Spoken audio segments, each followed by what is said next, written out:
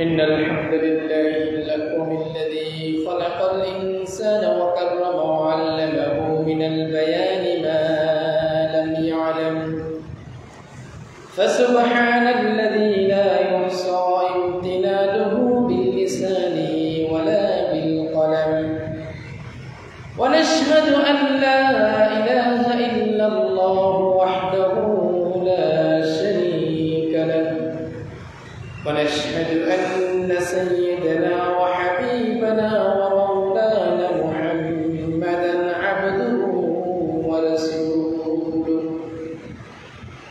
الذي أرسله بالحق بشيرا ونذيرا وداعيا إلى الله بإذنه وسراجا وقمرا منيرا فقد قال الله تعالى في كلامه المجيد والفرقانه الحميد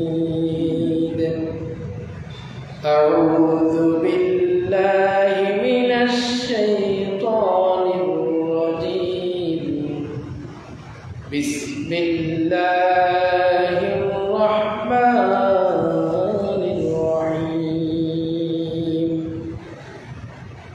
ولتكن منكم أمة يدعون إلى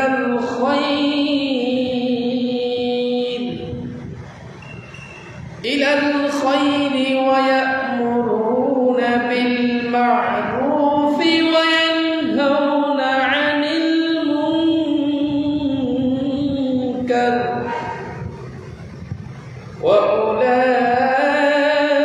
وأولئك هم المفلحون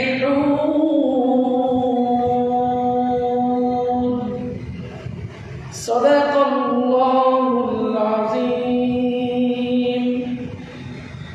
وقال النبي صلى الله عليه وسلم من رأى منكم منكرا فليغيره بيده فإن لم يستطيع فبلسانه فإن لم يستطيع فبقلبه وذلك أضعف الإيمان. وقال النبي صلى الله عليه وسلم والله لأن يهدي بك رجل واحدا خير لك من حمر النعم أو كما قال عليه الصلاة والسلام. وقال تعالى إن الله وملائكته يصلون على النبي يا أيها الذين آمنوا صلوا عليه وسلموا تسليما. اللهم صل على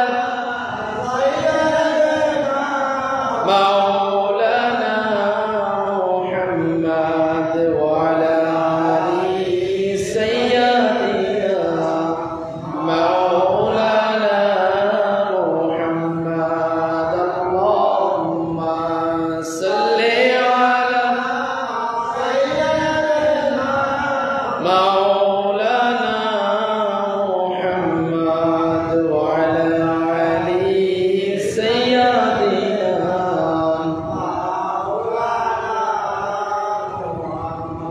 কে বলে তুমি মরুভূমি, কে বলে তুমি মরুভূমি,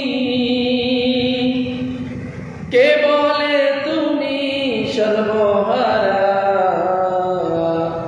ওগো মদিনা মনোয়ারা হে, ওগো মদিনা মনোয়ারা। আল্লাহুম্মা সাল্লি আলা مولانا محمد وعلى آل سيدنا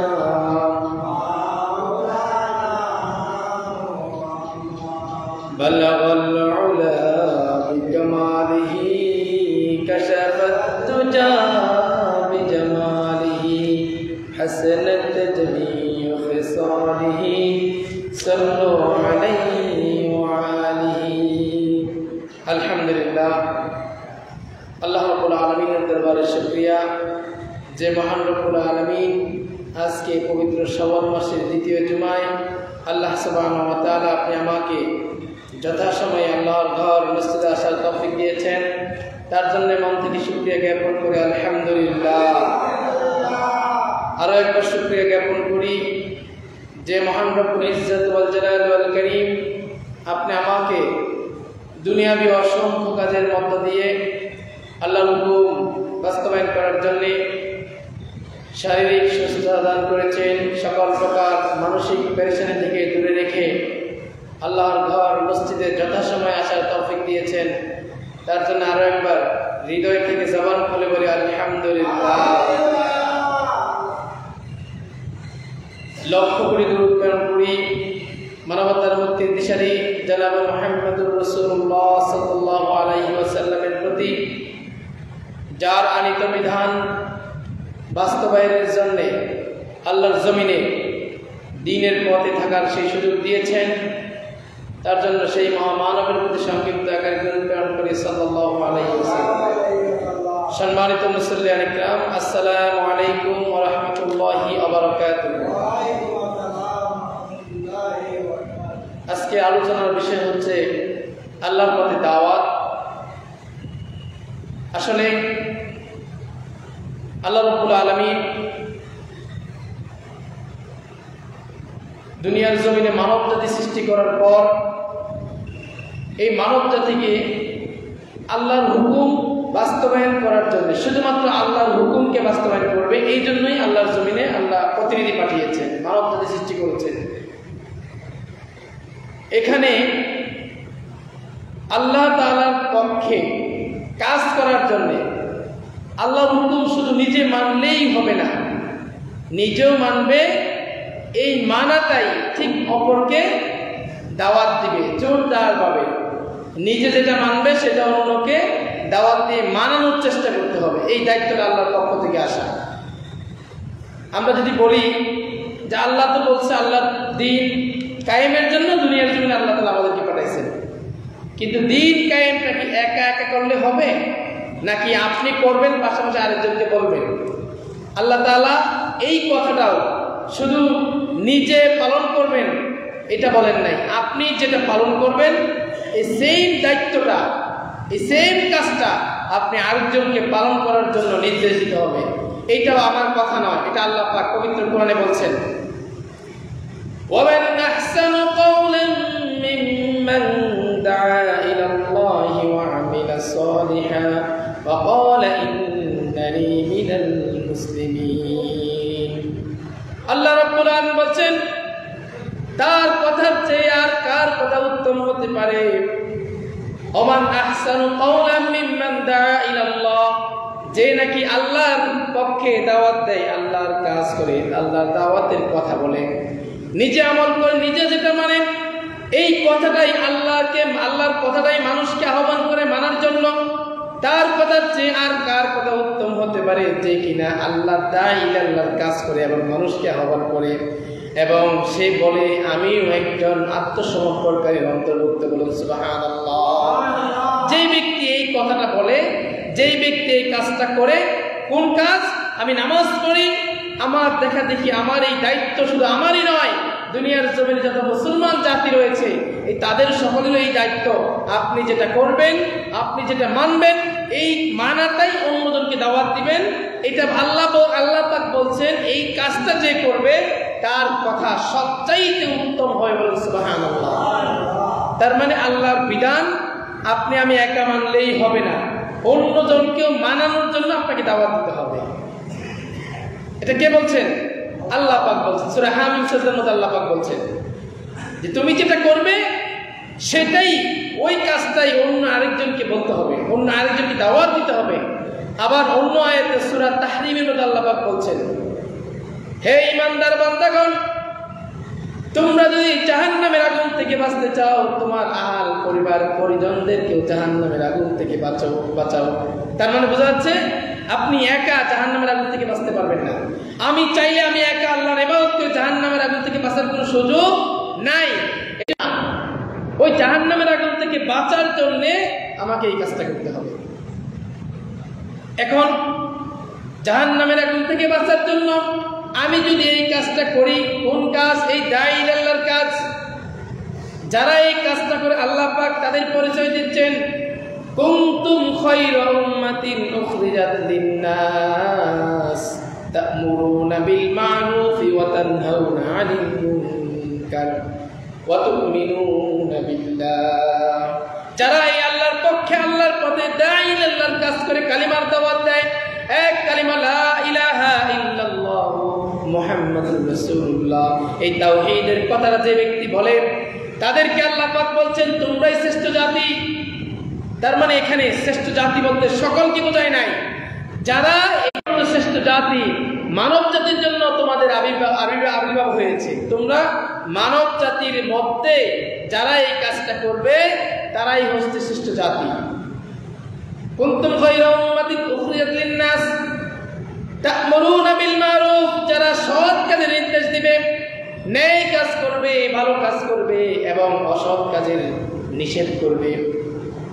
তু'মিনুনা বিল মা'রুফ ওয়া তানহাউনা 'আনিল মুনকার, নেক কাজ করবে, ভালো কাজ করবে, সৎ কাজ করবে, আবার অসৎ কাজের নির্দেশ প্রদান করবে, নিষেধ প্রদান করবে। খারাপ কাজ দেখলে সে সহ্য করতে পারবে না, ওইটাকে বাধা দিবে, নিষেধ করবে এবং সেটা আল্লাহর উপর ঈমান আনার গুরুত্ব, আল্লাহর উপর যে আপনি ঈমান আনলেন, এই ঈমান আনার গুরুত্ব, এই ঈমান আনার দায়িত্বের খাতিরে আপনাকে এই কাজটা করতে হবে। আল্লাহ পরিচয় দিচ্ছেন ওয়াতুমিনুনা বিল্লাহ, ঈমান কার উপর আনতে হবে? ওয়ালতাকুম মিনকুম উম্মাতুন ইয়াদউনা ইলাল খায়রি ওয়া ইয়া'মুরুনা বিল মা'রুফ ওয়া ইয়ানহাউনা 'আনিল মুনকার ওয়া উলাইকা হুমুল মুফলিহুন। তোমাদের মধ্যে এমন এক দল হোক, এমন এক দল তৈরি হোক, এমন এক দল প্রস্তুতি নিক, যারা কল্যাণের দিকে আহ্বান করবে, সব সময় কল্যাণের দিকে ডাকবে, সৎ কাজ করবে, বিল মারুফ ওয়া ইয়ানহাউনা আনিল মুনকার। একটা দল, একটা গোষ্ঠী, এটা তৈরি হইতে হবে। এটা কার নির্দেশ? আল্লাহ পাক বলছেন তোমাদের মধ্যে এমন একটা দল তৈরি হোক, এমন একটা দল বের হোক, যেই দলটা কল্যাণের দিকে মানুষকে ডাকবে, যেই দলটা ভালো কাজের দিকে মানুষকে ডাকবে, ন্যায় কাজের নির্দেশ দিবে, ভালো কাজের নির্দেশ দিবে, অন্যায় কাজের নিষেধ করবে। এরকম একটা দল তোমাদের মধ্যে বের হইতে হবে। আর যেই দলটা বের হবে, যদি এরকম একটা দল বের হয়, উলাইকা হুমুল মুফলিহুন, তারাই হচ্ছে সফল কাম। বলুন সুবহানাল্লাহ। তার মানে দুনিয়ার জমিনে সফল হওয়ার জন্য আপনি আমাকে যেটা করতে হবে সেটা হলো আল্লাহর দিকে মানুষকে আহ্বান করতে হবে, সৎ কাজের নির্দেশ দিতে হবে, অসৎ কাজের নিষেধ করতে হবে। এই তিনটা কাজ যদি আপনি আমি করতে পারি, তাহলে আমরা দুনিয়ার মধ্যে কি সফল হয়ে গেলাম। এই সফলতা দুনিয়ার জমিনে যে ব্যক্তি সফলতা অর্জন করতে পারবে, দুনিয়ার মধ্যে যে ব্যক্তি আল্লাহকে পেয়ে যাবে, আল্লাহর হুকুম পালন করার পর আল্লাহ ওয়ালা হয়ে যাবে, কাল কিয়ামতের ময়দানে আল্লাহ রাব্বুল আলামিন বলছেন, আমি দুনিয়ার জমিনে যেই বান্দা আমার জন্য তার জীবনটাকে উৎসর্গ করবে, কাল কিয়ামতের ময়দানে কঠিন মুসিবতের সময় যেই দিন তার পাশে কেউ থাকবে না, সেই দিন আমি আল্লাহ তার পাশে চলে আসবো। বলুন সুবহানাল্লাহ। এর চাইতে আর সুখ আমাদের কি প্রয়োজন আছে? এই জন্য দুনিয়ার জমিনে আরামায়েশে খোঁজা যাবে না, আরামায়েশের খোঁজ করা যাবে না। দুনিয়ার জমিনে একটু কষ্ট করে আল্লাহর হুকুম বাস্তবায়ন করতে হবে, আল্লাহর দিকে মানুষকে আহ্বান করতে হবে।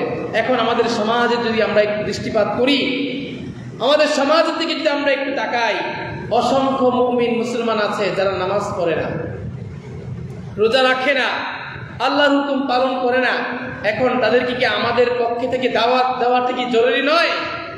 অবশ্যই জরুরি। তারা মানব কিংবা না মানব, হেদায়েতের মালিক কে? হেদায়েত দেওয়ার মালিক কে? কিন্তু আপনার আমার চেষ্টা সেটা চালিয়ে যেতে হবে। এই দাওয়াত সেই নবী রাসূল থেকে শুরু করে একেবারে হযরতে আদম আলাইহিস সালাম থেকে শুরু করে আমাদের বিশ্বনবী মুহাম্মদুর রাসূলুল্লাহ সাল্লাল্লাহু আলাইহি ওয়াসাল্লাম পর্যন্ত এই দাওয়াতের দায়িত্ব বহাল রয়েছে। এই দাওয়াতের কাজ করে যাচ্ছে। শুধু নবী থেকেই শেষ নয়, এই বিশ্বনবীর উম্মত যারা দুনিয়ার জমিনে আছে, একেবারে কিয়ামত পর্যন্ত এই দাওয়াতের কাজ চালিয়ে যেতে হবে। আর যেই ব্যক্তি দাওয়াতের কাজ চালিয়ে যেতে যেতে তার জীবনটাকে উৎসর্গ করে দিতে পারবে, কাল কিয়ামতের ময়দানে আল্লাহ বলছেন আমি ওই বান্দার জন্য আমি আল্লাহ নিজে হয়ে যাবো। বলেন সুবহানাল্লাহ। ওই বান্দার দায়িত্ব আমি আল্লাহ নিজেই নিয়ে নেব। সুবহানাল্লাহ। এই জন্য আল্লাহ তাআলা যেন আমাদের সকলের দায়িত্বটা কাল কিয়ামতের ময়দানে নিয়ে নেয়। আমরা এই জন্য আল্লাহর কাছে দোয়া করব এবং আল্লাহ পাক আমাদের সকলকে এই আল্লাহর দায় ইলাল্লাহর কাজ দুনিয়ার জমিনে করার তৌফিক দান করুন। সকলে বলে আমিন। সম্মানিত মুসল্লিয়ান ইকরাম, কোরআনের মধ্যে আল্লাহ রাব্বুল আলামিন বান্দাদেরকে সৎ কাজ করার নির্দেশ দিয়েছেন, অসৎ কাজ থেকে বিরত থাকার নির্দেশ দিয়েছেন এবং আল্লাহর হুকুম দুনিয়ার জমিনে বাস্তবায়ন করার নির্দেশ দিয়েছেন।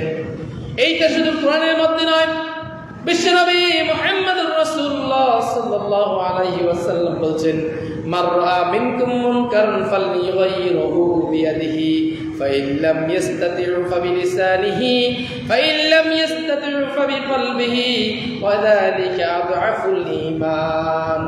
বিশ্বনবী মুহাম্মদুর রাসূলুল্লাহ সাল্লাল্লাহু আলাইহি ওয়াসাল্লাম বলছেন, তোমাদের মধ্যে কেউ যদি অন্যায় কাজ দেখে, খেয়াল করেন, তোমাদের মধ্যে কেউ যদি সমাজের মধ্যে অন্যায় কাজ দেখতে পায়, মানে অন্যায় কাজ হচ্ছে সেটা যদি দেখতে পায়, তাহলে তার বাহুবল দিয়ে যেন তার রক্ষা করে, তার বাহুবল দিয়ে যেন তার প্রতিবাদ করে। কে বলছেন?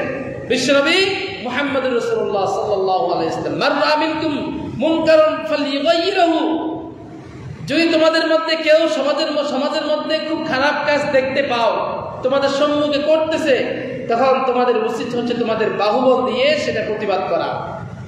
এরপরে যদি তোমরা বাহুবল দিয়ে প্রতিবাদ করার ক্ষমতা না থাকে, ফাইল্লাম ইয়াস্তাতি'উ ফাবিলিসানিহি, এরপর তোমার জবান দ্বারা সেটা প্রতিবাদ করো, তোমাদের জবান দ্বারা সেটা প্রতিবাদ করো। এখন জবান দ্বারা প্রতিবাদ করার ক্ষমতাও যদি তোমার না থাকে, না করার কাজটা হচ্ছে একেবারে দুর্বল ইমানদারের পরিচয়। মানে আপনি তিনটা সক্ষমতা আল্লাহ পাক আল্লাহ রাসূল নির্দেশ দিয়েছেন আপনি আমাকে, তিনটার মধ্যে যদি দুইটা আমাদের পক্ষে সম্ভব না হয়, 3 নাম্বার সেটা হচ্ছে অন্তর দিয়ে ঘৃণা করা। এই অন্তর দিয়ে ঘৃণা করাটা হচ্ছে দুর্বল ইমানদারের পরিচয়। এই জন্য আল্লাহ পাক আমাদের সকলকে এই 3টা কাজের যে কোনো একটা কাজ আল্লাহ পাক এই সমাজের মধ্যে আমাদের কি করার তৌফিক দান করুক। সকলে বলে আমিন। এরপরে দেখেন, 3টা কাজ তো আপনি আমাকে করতেই হবে। বিশ্বনবী বলেছেন, যারা পাপ কাজ করে তাদেরকে ঘৃণা করা যাবে না। দেখেন ইসলাম কত সহজ। একটা মানুষ খারাপ কাজ করে, এই মানুষটাকে ঘৃণা করার কথা নিষেধ করেছেন কে? বিশ্বনবী মুহাম্মদুর রাসূলুল্লাহ সাল্লাল্লাহু আলাইহি ওয়াসাল্লাম। এই মানুষটাকে ঘৃণা করা যাবে না। মানুষ খারাপ কাজ করবে, মানুষকে ঘৃণা করা যাবে না, কিন্তু মানুষ যে খারাপ কাজটা করছে ওই কাজটাকে তোমরা ঘৃণা করো, ওই কাজটা থেকে নিষেধ করো, ওই কাজটা যেন না করে সেটার ব্যবস্থা নাও, সমাজ থেকে সেই সিদ্ধান্ত নাও যাতে করে মানুষ খারাপ কাজ করতে না পারে। কারণ কাল কিয়ামতের ময়দানে দুনিয়ার জমিনে আপনি যদি কোনো নেতা হয়ে থাকেন, দায়িত্বশীল হয়ে থাকেন, ক্ষমতাশীল হয়ে থাকেন, একজন নেতা হয়ে থাকেন, কাল কিয়ামতের ময়দানে বিশ্বনবী বলছেন, আলা কুল্লুকুম রাঈন ওয়া কুল্লুকুম মাসউলুন আন রাইয়াতিহি ফাল আমিরুল্লাযী আলান নাসি রাঈন ওয়া হুয়া মাসউলুন আন রাইয়াতিহি। বিশ্বনবী মুহাম্মদুর রাসূলুল্লাহ খাতিরে ক্ষমতাশীল, তোমাদের মধ্যে যাদের কাছে ক্ষমতা রয়েছে, দায়িত্ব রয়েছে, তাদেরকে বিশ্বনবী মুহাম্মদুর রাসূলুল্লাহ সাল্লাল্লাহু আলাইহি ওয়াসাল্লাম সাবধান করে দিচ্ছেন, সাবধান হয়ে যাও, তোমাদের মধ্যে যাদের কাছে দায়িত্ব রয়েছে সেই দায়িত্ব সম্পর্কে কাল কিয়ামতের ময়দানে আল্লাহ রাব্বুল আলামিনের দরবারে জিজ্ঞাসিত হবে। অর্থাৎ আপনার আমার এই দায়িত্ব কাল কিয়ামতের ময়দানে আল্লাহ পাকের কাছে জবাবদিহিতার কাঠগড়ায় দাঁড়াইতে হবে। যাদের দায়িত্ব রয়েছে সমাজের মধ্যে, ইমাম সাহেব যদি থাকে, ইমাম সাহেবের দায়িত্ব হচ্ছে সমাজের প্রত্যেকটা মুসল্লিদের কাছে দ্বীনের দাওয়াত পৌঁছে দেওয়া। মানুষের উপর দায়িত্ব যদি এসে থাকে, সেটা হোক শাসক, হোক সেটা মেম্বার, হোক সেটা অভিভাবক, হোক সে সমাজের নেতা, সে হয়ে থাকেন, ব্যবসায়ী যদি হয়ে থাকেন, আপনার যে কাস্টমারদের সাথে আপনি কিরকম আচরণ করছেন কাল কিয়ামতের ময়দানে এইটা সম্পর্কে আল্লাহর কাছে কাঠগড়ায় দাঁড়াইতে হবে। প্রত্যেক স্ত্রীর কাছে প্রত্যেক স্ত্রীর দায়িত্ব হচ্ছে স্বামীর খেয়াল রাখা, স্বামী তার স্বামীর জন্য স্বামীর কাছে যে স্ত্রী বিয়ে করে যে স্ত্রীকে নিয়ে আসে, ওই স্বামীর উপর দায়িত্ব হচ্ছে স্ত্রীর পরিপূর্ণ খেয়াল রাখা। কালকে আমাদের ময়দানে স্ত্রী যদি কমপ্লেন করে, অন্য হাদিসে বিশ্বনবী বলছেন কোন স্বামী যদি মারা যায় দুনিয়ার জমিনে, ওই স্ত্রী যদি স্বামীর প্রতি সন্তুষ্ট চিত্তে বলে আলহামদুলিল্লাহ আমার স্বামীর প্রতি আমি সম্পূর্ণ সন্তুষ্ট খুশি ছিলাম, আল্লাহ রাসূলের হাদিস অনুযায়ী সেই স্বামী কালকে আমাদের মধ্যে জান্নাতে চলে যাবে, সুবহানাল্লাহ। আবার কোন স্ত্রী যদি মারা যায়, তার স্বামী যদি সন্তুষ্ট চিত্তে আল্লাহ দরবারে শুকরিয়া আদায় করে আলহামদুলিল্লাহ আমার স্ত্রী দ্বারা আমি সম্পূর্ণ সুখী ছিলাম, কোনো কষ্টে ছিলাম না, কালকে আমাদের ময়দানে ওই স্ত্রী সরাসরি জান্নাতে চলে যাবে, সুবহানাল্লাহ। দেখেন দায়িত্বটা কত গুরুত্বপূর্ণ, দায়িত্ব কত গুরুত্বপূর্ণ। আপনি সমাজ, আপনি পরিবারের একজন বড় মেম্বারশিপ হয়ে গেছেন, আপনি আপনার পরিবারের সদস্যদের, আপনার ছেলে, আপনার মেয়ে, আপনার স্ত্রী, আপনার মা, আপনার বাবা সকলকেই কুরআন এবং হাদিসের সুন্নাহ অনুযায়ী জীবন পরিচালনা করাইতে হবে। মনে রাখবেন কালকে আমাদের ময়দানে ওই পিতা কাঠগড়ায় দাঁড়াবে যে পিতার মেয়ে দুনিয়ার জমিনে বেপরদায় চলাফেরা করেছে, দুনিয়ার জমিনে মেয়ে হয়ে নারী হয়ে পুরুষের মতো চলাফেরা করেছে। আল্লাহ রাব্বুল আলামিন কালকে আমাদের ময়দানে ওই মেয়ের বাবাকে কাঠগড়ায় দাঁড়া করাইবে এবং জিজ্ঞাসা করাইবে, তুমি একজন পিতা হয়ে তুমি কোরআনের দাওয়াত পেয়েছো, হাদিসের দাওয়াত পেয়েছো, তোমার পরিবারের মধ্যে তুমি সেটা তোমার পরিবারের মধ্যে তুমি সেটা প্রয়োগ করতে পারো নাই। তুমি কেমন দায়িত্বশীল ছিলে, তুমি কেমন পিতা ছিলে? তোমার মেয়ে বেপরদায় চলাফেরা করেছে, তোমার ছেলে বেপরদায় চলাফেরা করেছে, তোমার ছেলে 5 ওয়াক্ত নামাজ পড়ে নাই, কুরআন হাদিসের জ্ঞান তোমার মধ্যে ছিল, কিন্তু তুমি সেটা তোমার পরিবারের মধ্যে প্রয়োগ করতে পারো নাই। কাল কিয়ামতের ময়দানে ওই পিতা একেবারে কঠিনভাবে আল্লাহর সম্মুখে কাঠগড়ায় দাঁড়াবে। সেই দিন বিশ্ব নবী পর্যন্ত ওই পিতার পক্ষে সুপারিশ করবেন না, বলেন নাউজুবিল্লাহ। আল্লাহ রাসূল সাল্লাল্লাহু আলাইহি ওয়াসাল্লাম বলেন, আল্লাহু লিয়াহদিয়া বিকা রাজুলুন ওয়াহিদান খায়রুল লাকা মিন হুমরিন নাআম। আল্লাহর কসম, তোমাদের মধ্যে যদি একজন মানুষ হেদায়েত লাভ করে তাহলে তা তোমার জন্য সর্বোচ্চ সম্পদ, লাল উটের চাইতে উত্তম বলে গণ্য হয়, বলেন সুবহানাল্লাহ। তোমার কথার কারণে, তোমার দাওয়াতের কারণে, এই যে বলি যে হুজুর এত তো মানুষকে দাওয়াত দেই, নামাজের কথা বলি, কিন্তু কোনো মানুষ তো আর নামাজি হয় না, নামাজ পড়তে আসে না, এইটা বলে ধৈর্য হারা হলে হবে না। আল্লাহ রাব্বুল আলামিন ইন্নাল্লাহা মা'আস সাবিরিন, আল্লাহ কাদের সাথে আছেন? ধৈর্য ধারণকারীর সাথে কে আছেন? এখানে বলছেন নিশ্চয়ই আমি ধৈর্য ধারণকারীর সাথে আছি। সুবহানাল্লাহ বলবেন না? আপনি যতবারই দাওয়াত দেন না কেন, আপনার দাওয়াত যদি আপনি দাওয়াত দিতেই থাকবেন, ওই মানুষটা যদি নামাজ নাও পড়ে কোনো সমস্যা নাই, আপনার কাজ আপনি চালিয়ে যান, আপনার কাজ আপনি চালিয়ে যান। হেদায়েতের মালিক কে?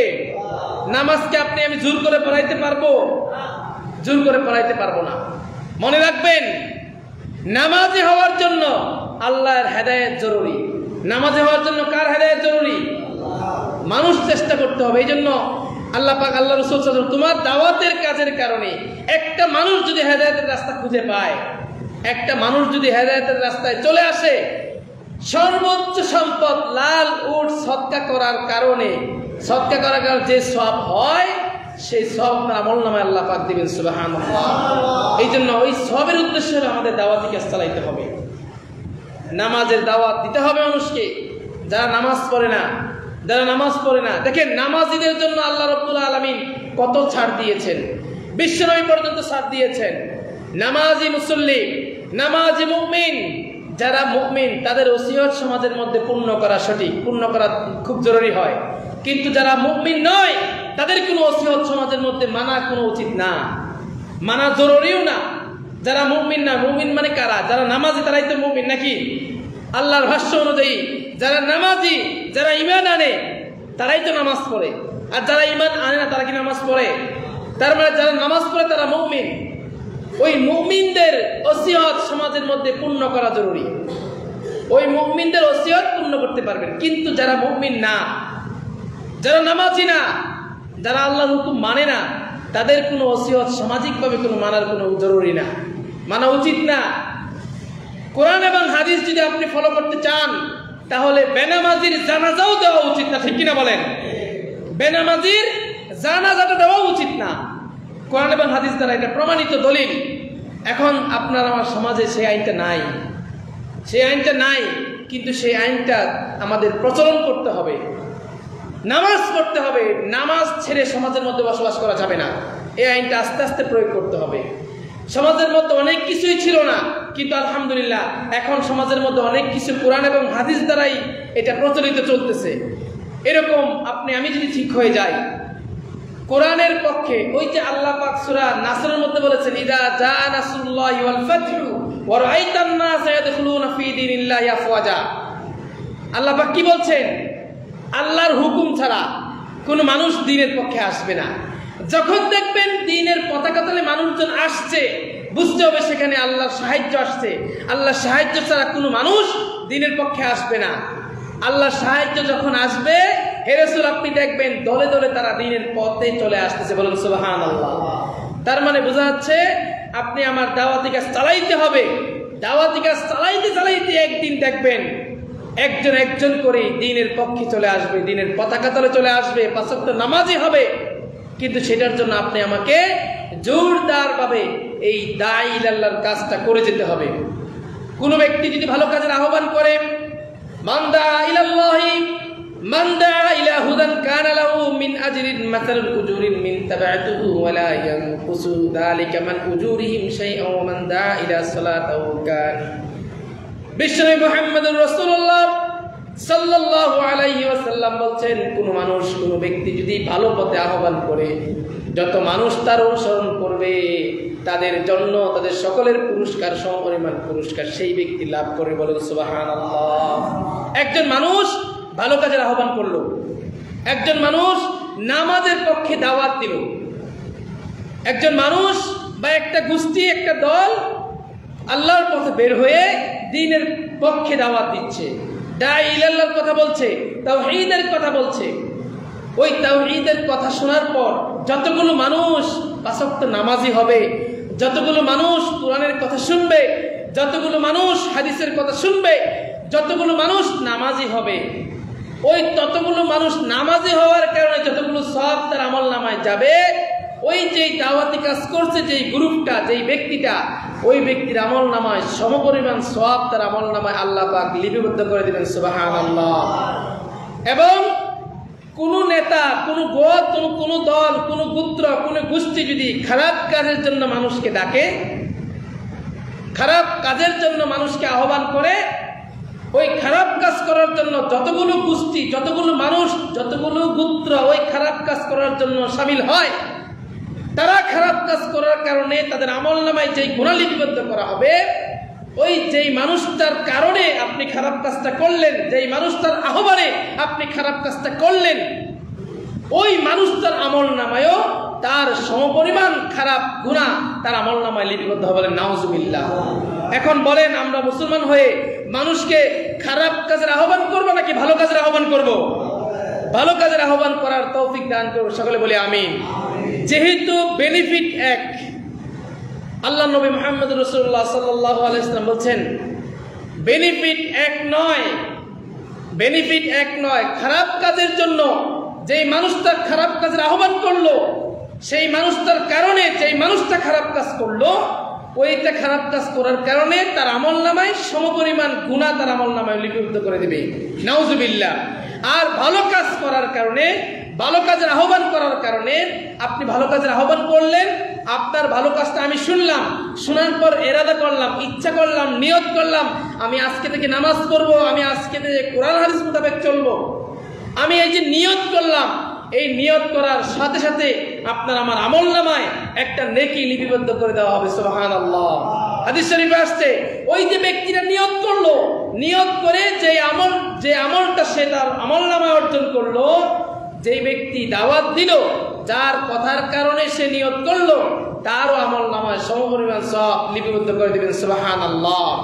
এই জন্য আমরা ভালো কাজটুকু বেশি করব, ন্যায়ের আদেশ দিব, অন্যায় নিষেধ করব। দাওয়াতের পুরস্কার যেমন আপনার আল্লাহ পাক পুরস্কার যেমন অফুরন্ত, দাওয়াত দেওয়ার কাজের পুরস্কার যেমন অফুরন্ত, কোনো শেষ নাই। ঠিক পালনে অবহেলার কারণে, অবহেলা না, শুধু দায়িত্ব পালন করে দায়িত্বটা নিয়ে পালন করলো, তার সমপরিমাণ তার পুরস্কারটাও আরো বেশি, সুবহানাল্লাহ। আর যে ব্যক্তি দায়িত্ব পালনে অবহেলা করলো তার জন্য ভয়ানক শাস্তি অপেক্ষা করছে, বলেন নাউজুবিল্লাহ। ভয়ানক শাস্তি কি কি? আমরা মনে করি যে দুনিয়ার জমিনে যদি আল্লাহর হুকুম না মানি তাহলে আমাদের শাস্তি হবে কাল কিয়ামতের ময়দানে, এটাই তো মনে করি, ঠিক কিনা বলেন? হ্যাঁ, কথা বলেন, ঠিক কিনা? আমরা দুনিয়ার জমিনে নামাজ পড়লাম না, একটু কথা বলিয়েন, নামাজ পড়লাম না, আল্লাহর হুকুম মানলাম না, আমরা যারা এই কাজটা করি আমরা মনে করতেছি কবরের জিন্দেগি ছাড়া আর তো কোনো শাস্তি নাই। আমরা এটা মনে করি যে আমরা নামাজ না পড়ার কারণে সর্বোচ্চ কবরে গেলে শাস্তি পাবো, আর কাল কিয়ামতের ময়দানে আল্লাহ তো মাফ করবেনি। হ্যাঁ, এটা এই কারণে আমরা আল্লাহর হুকুম না মানি না। আসলে দেখেন, আল্লাহর হুকুম না মানলে দুনিয়াতেও কিছু শাস্তি আসে।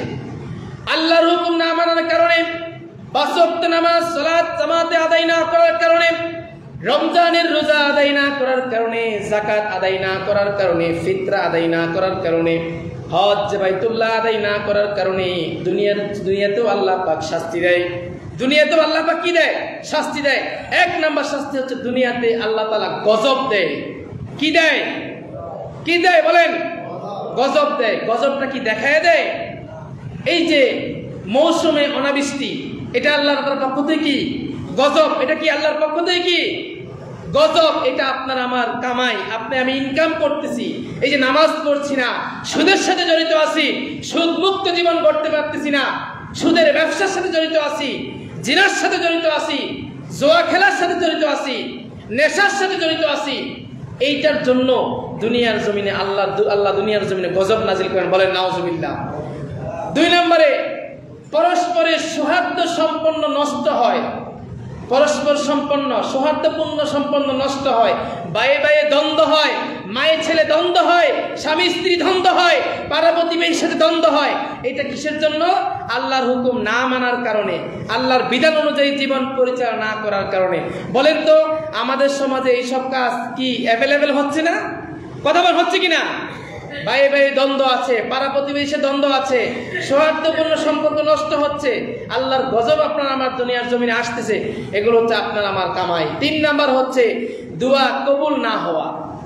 এই যে মানুষ এত দোয়া করে আল্লাহর কাছে, দোয়া কবুল হয় না কেন? ওই যে বেনামাজির সংখ্যা বেড়ে গেছে, মদখুরের সংখ্যা বেড়ে গেছে, জেনাখারির সংখ্যা বেড়ে গেছে, জুয়াখুরের সংখ্যা বেড়ে গেছে, নেশাখুরের সংখ্যা বেড়ে গেছে দুনিয়ার জমিনে। এই জন্য আপনার আমার দোয়াগুলো আল্লাহ পাক কবুল হচ্ছে না। পাপ না করেও শুধুমাত্র আপত্তি না করার কারণে পাপের ভাগী হওয়া। হ্যাঁ, অনেক আসামি দেখবেন পাপ করে নাই, খারাপ কাজ করে নাই, কিন্তু কাঠগড়ায় সে আসামি। আছে না নাই? কথা বলেন, আছে না নাই? এটা বুঝতে হবে, হয়তো আপনি গুনাহ করেন নাই, কিন্তু আপনার আমার পাড়া প্রতিবেশী, আপনার ভাই, আপনার বাবা, আপনার মা, যে কেউ খারাপ কাজ করার কারণে, আল্লাহর হুকুম না মানার কারণে ওইটার ভাগিদার আপনি আমিও হচ্ছি। মনে রাখবেন, খারাপ কাজের অংশীদার কেউ না কেউ পেয়েই যাবে, কিন্তু ভালো কাজের অংশীদার আপনি ভালো কাজ করলে আপনি তো পাবেনই, কিন্তু আপনার আত্মীয় স্বজন যারা কবরবাসী আছে তারা সকলেই সেই ভালো কাজের অংশীদারের একেবারে পার্সেন্ট আকারে তারা পাবে। সুবহানাল্লাহ। সদকায়ে জারিয়া যেটাকে আমরা বলি, আমরা যদি ভালো কাজ করে থাকি, আমরা যদি নেক উদ্দেশ্যে ভালো কাজ করি, সেই ভালো কাজের ফজিলত, ভালো কাজের বরকত শুধু আপনার আমার আমলনামায় যাবে না, একেবারে আপনার আমার পাড়া প্রতিবেশী, আপনার আত্মীয় স্বজন যারা কবরবাসী আছে তাদের কবরেও পার্সেন্টেজ আকারে পৌঁছতে থাকবে সদকায়ে জারিয়া। বলুন সুবহানাল্লাহ। দেখেন, সমাজের মধ্যে, আমাদের সমাজে, শুধু এই সমাজ বলে কথা নয়, প্রত্যেকের সমাজে খারাপ কাজ হচ্ছে না? কথা বলেন, হচ্ছে না? দেখেন তাদের ব্যাপারে বিশ্বনবী কি বলছেন? ইন্নান নাসা ইযা রাআউল মুনকার লা ইউগাইয়িরু লাহু আও শাক্কিন আও ইউআম্মাহুমুল্লাহু বিআকিবাতিহি। বিশ্বনবী মুহাম্মদুর রাসূলুল্লাহ সাল্লাল্লাহু আলাইহি ওয়াসাল্লাম বলছেন, একটু খেয়াল করে শুনেন, যখন মানুষেরা অন্যায় দেখে, যখন মানুষেরা অন্যায় কাজ দেখে তা পরিবর্তন করা, সংশোধন করে না, পরিবর্তন বা তা সংশোধন করে না, ওখানে বাধা দেয় না, তখন সেই কোনো মুহূর্তে, যে কোনো মুহূর্তে আল্লাহ শাস্তি তাদের সবাইকে গ্রাস করবে। বলেন নাউজুবিল্লাহ। সমাজের মধ্যে খারাপ কাজ হচ্ছে, আমরা অনেকেই দেখি না? কথা বলেন, দেখি কি দেখি না? দেখেও চুপচাপ চলে যায়, এরকম হয় না? কিন্তু মনে রাখবেন, আপনার এই চুপ থাকা, আপনার এই চুপ করে চলে যাওয়া, এইটা সমাজের জন্য বিশাল ক্ষতিকর। আপনি চলে গেছেন, আল্লাহ রাসূল হাদিসে বলতেছেন যে মানুষেরা অন্যায় দেখেও তা পরিবর্তন করার জন্য, সংশোধন করার জন্য সেখানে প্রতিঘাত করে না, প্রহার করে না। বুঝতে হবে ওই সমাজের মধ্যে আল্লাহর শাস্তি অবশ্যই আসবে, সবাই সেই শাস্তি গ্রাস করবে, সবাইকে বলেন নাউজুবিল্লাহ। এরপরে দেখেন অন্য হাদিসের মধ্যে বলছেন, মা মিন রাজুলিন আইয়াকুনা ফি কওমিন ইয়ামাহু ফি কওমিন ইয়ামালু ফিহিম বিআমিসিমি ইয়াকদিরুনা আলা আন ইউগাইয়িরহু আলাইহি। বিশ্বনবী মুহাম্মদুর রাসূলুল্লাহ সাল্লাল্লাহু আলাইহি ওয়াসাল্লাম বলছেন, কোন সমাজের মধ্যে যদি কোনো ব্যক্তি অবস্থান করে সেখানে অন্যায় বা পাপ কাজে লিপ্ত থাকে এবং সেই সমাজের মানুষেরা তার সংশোধন করার জন্য প্রতিবাদ করে না, সংশোধন করার জন্য কোনো প্রতিবাদ করে না, তাদের কোনো অ্যাকশনে যায় না এবং মুখের যে ভাষা সেটাও বলে না, ক্ষমতা থাকা সত্ত্বেও সেটা পরিবর্তন করার জন্য তার শক্তিটা প্রয়োগ করে না, মৃত্যু আসার পূর্বে, মনে রাখবেন, মৃত্যু আসার পূর্বে সেই সমাজে আল্লাহর গজব তাদেরকে গ্রাস করবে, বলে নাউজুবিল্লাহ।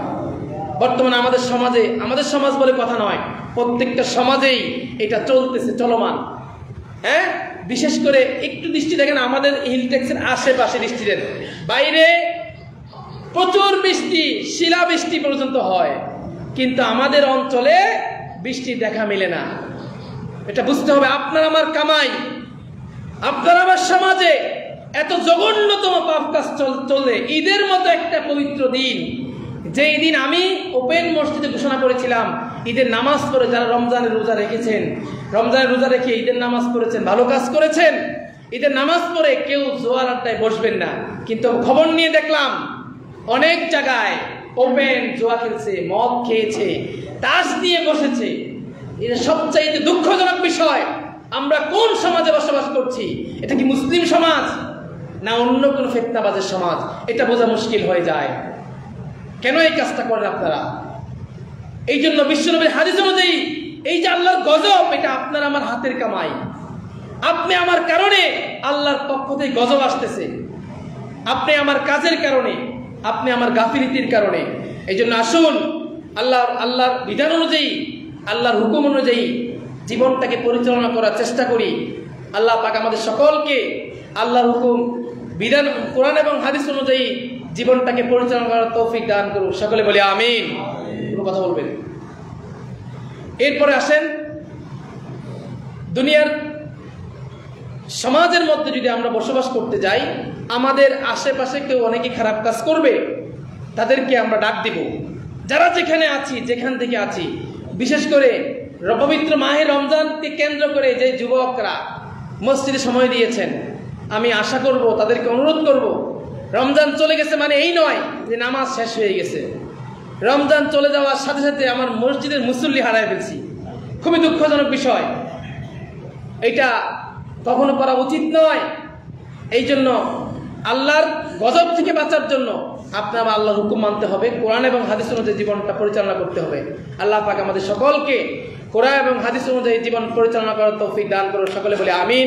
ওয়া আখিরু দাওয়ানা আলহামদুলিল্লাহি রাব্বিল আলামিন। আসসালামু আলাইকুম ওয়া রাহমাতুল্লাহি ওয়া বারাকাতুহু।